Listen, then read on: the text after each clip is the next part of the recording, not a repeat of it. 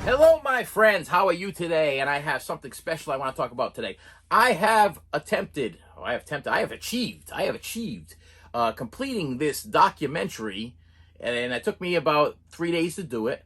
And it's something from, I guess, let me see, it's from AMC, okay? And it is called The History of Horror by Eli Roth. I'm Eli Roth. Join me and the most influential voices in the history of horror as we dissect terrifying classics of the genre. What makes Michael Myers go "Her"? Fear comes in many forms. What scares you? The world was afraid of me. You never see that coming. You're just horrified. But the truth is, we love it. Eli Roth's History of Horror. If you don't know who Eli Roth is, he's the guy that made Hostile. He's the guy from Inglourious Bastards. He is, let me see what else he's done. Wow, okay, I'm drawing a blank. Cabin Fever. Let's see, the cannibal one. There's a cannibal one that I can't remember the name right off the top of my head right now. Something Inferno. Green Inferno. Yes, okay. He's what I would call a shock horror guy, okay? He's the one that, you watch his movies and they're tough. They're real tough. So I do not advise you watching any of his movies with your children. There is not one movie that I can think of that is a child-related movie. I don't think there's one movie that I have actually watched comfortably with my wife, never mind my kids. So do not watch Eli Roth's movies with your kids. Do not watch them, put them in and then think that it's something that you're going to watch. No. They are disturbing, okay? And if you do not have a strong stomach and a good sense of horror and right or wrong or whatever, you do not put these in and have them watch with your kids. But he has put out this special series which was on AMC, and unfortunately I do not have AMC. I do not watch regular TV most of the time. I am just watching movies and I am watching YouTube videos, and that's what I do.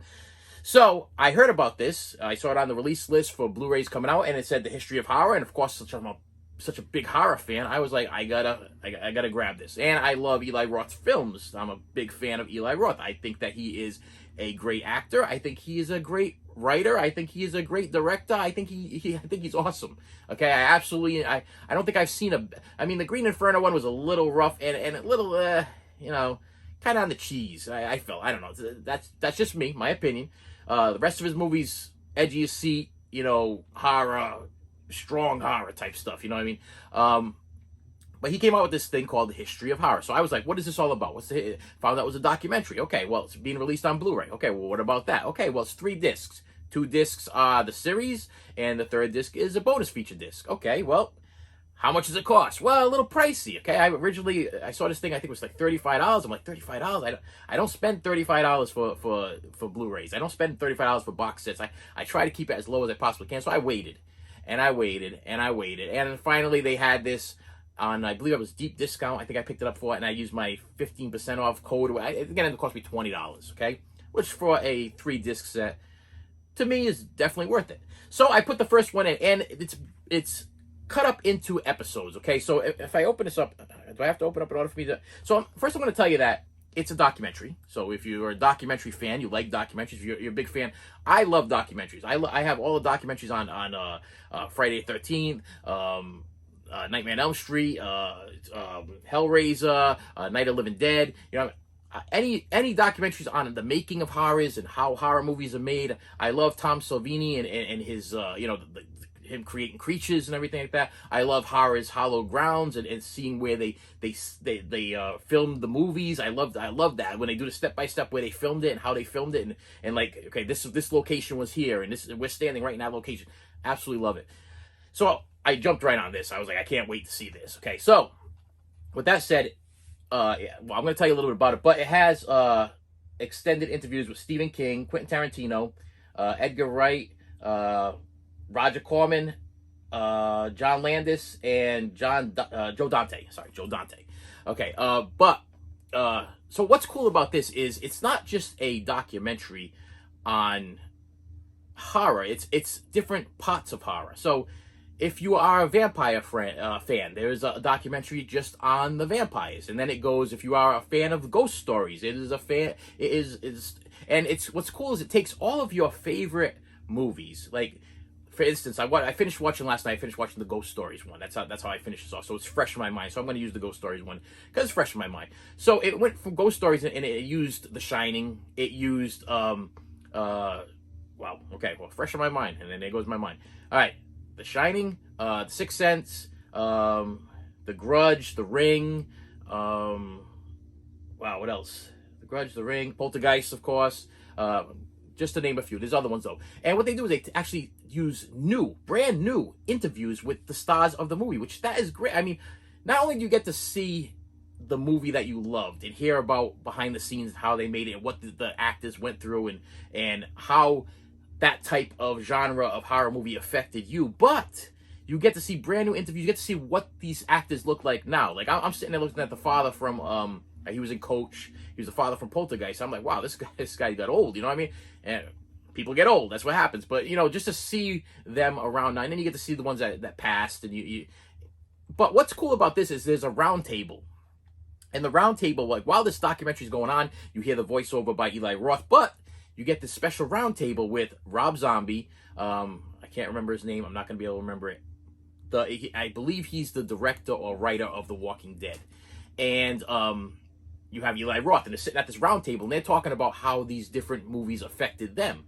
So you got almost like a documentary inside a documentary inside it. You get almost like a three-dimensional documentary going on here from all the. You get the like locations, and you get the new interviews, and you get their personal experiences with the film. So almost like you're going back and reliving these movies for the first time also. So altogether, I got to give this like an A+. This was a great doc. And like I said, I'm going to open it up because I just want to see if it has like the different, so I don't skip anything. So you know exactly what you're going to get. It might refresh my memory as of, and it's not going to do so. Okay. All right. Well, that's a little upsetting. It would be cool if it had a little list there. So let me see if I can remember off the top of my head what they had. They had one for, because it doesn't say anywhere on here, does it? No, it doesn't. Eli Roth. Nope. Okay. So you got 2 discs of documentaries. And the third disc is bonus features with extra interviews and extra stuff. So one of them was on creatures, okay? Which creatures, they used like the dog from Cujo, critters, gremlins. You get documentaries, and it's all geared around the different creatures. Then you got vampires, the original vampires, Bela Lugosi, and then it moves up forward into the Twilight franchise, and it also has all of the other vampire films that made of Nosferatu and all the ones that made what vampires were all about. But you don't get just like I said, you don't get just focused on that part of it. You know what I mean? You get like the look from the person that wrote Interview with a Vampire and the woman that wrote the Twilight series. You get their look on how they saw vampires. You know what I mean? So if the documentary focuses on vampires, you get a big range of vampire information. From and Lost Boys. We got Lost Boys on here. We got Fright Night on here. You get clips that trigger memories. Okay, like I said, movies are memories, and anything that triggers an awesome memory is awesome. You know what I mean? And even though these are horror documentaries, once again, they're from AMC, so yeah, they're horror movies. So, like I said, one of these things where don't really watch it with the kids because some of the horror stuff is intense. You know what I mean? Of course. But it's clean. It's clean horror, but it's intense horror. You know what I mean? You'll see the blood. You'll see the gore. You'll see the creatures. So I know I was watching something with my I was watching one scene yesterday, and I was watching a ghost one. And I want to say my daughter came walking in. I almost felt uncomfortable because I knew that the upcoming scene was not a good scene. I knew the movie, and I was like, oh, if he's gonna run this part, and if he goes a little bit further, she's standing right here, and I'm feeling. And my daughter's 18 years old, but I don't want to watch that certain horror movie with my daughter. So I was like, oh, well, he goes a little bit further, but it didn't. It kept it clean, it kept it classy, but there's still horror movies, so it's not to be watched with your kids.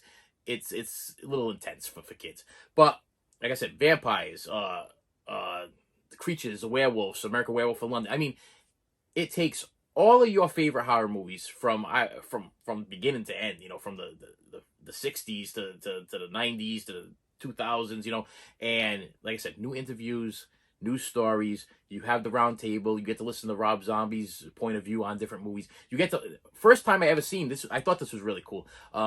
Interview with Stephen King. He's talking about The Shining, and Stephen King's talking about how he disliked Stanley Kubrick's version of The Shining, how he took the different elements from the book. First time I ever heard this. I knew that. I know certain writers get a little upset when, I know this happened with Willy Wonka, and certain writers when they make the movie adaptation of it, they get really, really upset. Now, Stanley Kubrick, beautiful, you know, things popping and beautiful, beautiful stuff. Well, Stephen King did not like what he did with this. He thought that, I guess, the character, Jack Nicholson's character of Jack Torrance, was supposed to be more developed. He was supposed to go from being this happy father to this monster. You know what I mean? And right from the beginning, I guess, Jack Nicholson portrayed this almost like you can almost tell like the Jack Torrance character was on the cusp of being wacky to begin with. You know what I mean? The way he talked right from the beginning of the film, right from the opening monologue, you know, that you could tell that Jack Nicholson was about ready to snap, and that's what this movie was about. Stephen King did not want that. I guess his book was different. I never read the Stephen King book. I'm not a big reader. I'm a movie guy. You know what I mean? Maybe I should be a reader, but nah, you know. Books on audio books, yeah, I'm all over that stuff. I'll put one in. I'll go to bed and I'll listen to it. So maybe one day I might get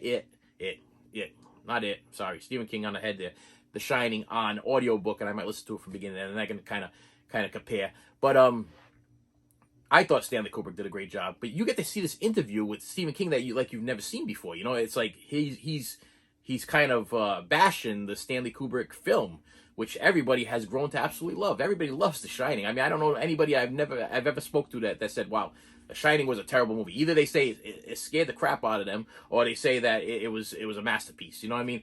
Me, it did both. I remember as a child, The Shining was rough. I mean, it was rough. I remember I go over my uncle's house. This was my special drunk uncle, you know what I mean? And we go over his house, and for some reason, every time we go over his house, The Shining was about to happen. I've seen the rest of the movie because last time I was here, you made me watch it too, and you did the same exact thing. You tried to talk me through it, and I know it was going to scare me.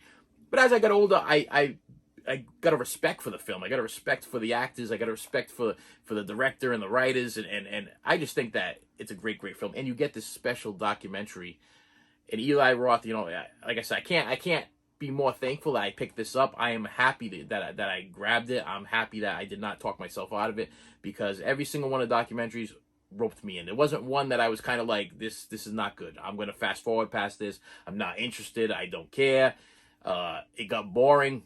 Never got boring. Totally interested from beginning to end. I really hope that they do more seasons. This is, I guess, the first season. Does it say first season? It doesn't say first season. This is volume 1. So hopefully it'll be a volume 2. Hopefully he has enough to keep going and going and going. It was absolutely great. So if you are a fan of horror, if you are a fan of documentaries, if you're a fan of Eli Roth, if you're a fan of history, movie history, horror history, this is the documentary for you. This is just really, really well done. Very well put together. And that's all I got to say about that. So please do me a favor. Hit that like button, hit that subscribe button, and I will see you later.